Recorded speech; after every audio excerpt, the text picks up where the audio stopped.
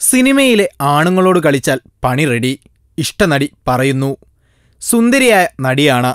നല്ല അഭിനയവും കാഴ്ചവെച്ചിട്ടുണ്ട്. എല്ലാവരെയും ഞെട്ടിച്ചാണ് റീമ കല്ലിങ്കൽ ഒരു സുപ്രഭാതത്തിൽ ശ്രീനിവാസൻ സന്ദേശത്തിൽ പറഞ്ഞ പോലെ പാർട്ടി ഓഫീസിൽ രക്തഹാരം ഒന്ന് അങ്ങോട്ടും ഒന്ന് ഇങ്ങോട്ടും, അതോടെ കല്യാണം കഴിഞ്ഞു.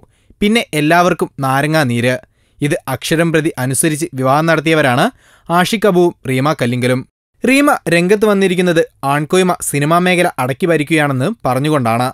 സിനിമയിലെ നടിമാരും മറ്റ് അണിയറ പ്രവർത്തകരും ചേർന്ന് സ്ത്രീ സംഘടനയായ വുമൺ ഇൻ കലക്റ്റീവ് രൂപീകരിച്ചിരുന്നു. അതിനുശേഷമാണ് നടന്മാരുടെ അടുത്തുനിന്ന് പണി കിട്ടിത്തുടങ്ങിയിരിക്കുന്നതത്രേ. സ്ത്രീകൾക്ക് പ്രാധാന്യമുള്ള റീമയുടെ പുതിയ ചിത്രത്തിലേക്ക് ഒരു നടനെ സമീപിച്ചപ്പോൾ താരം പറഞ്ഞത് അത്തരം ചിത്രങ്ങളിൽ അഭിനയിക്കാനില്ലെന്നാണ്. അവിടെയും പുരുഷാധിപത്യം തന്നെ.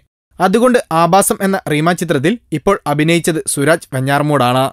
പുതിയ സംഘടനയുമായി സഹകരിക്കുന്ന നടികളെ ചില സിനിമകളിൽ നിന്ന് ഔട്ടാക്കി തുടങ്ങിയെന്നും സ്ത്രീകളെ ഒറ്റപ്പെടുത്താൻ എളുപ്പമാണെന്നും ഈ മേഖലയിൽ സ്ത്രീകൾ കുറവാണെന്നും പിന്നെ കുഞ്ചാക്കോ ബോബൻ ഒരു ജാടയുമില്ലാത്ത നടനാണെന്നും ഏത് സിനിമയിലും അഭിനയിക്കുമെന്നും റീമ പറയുന്നു.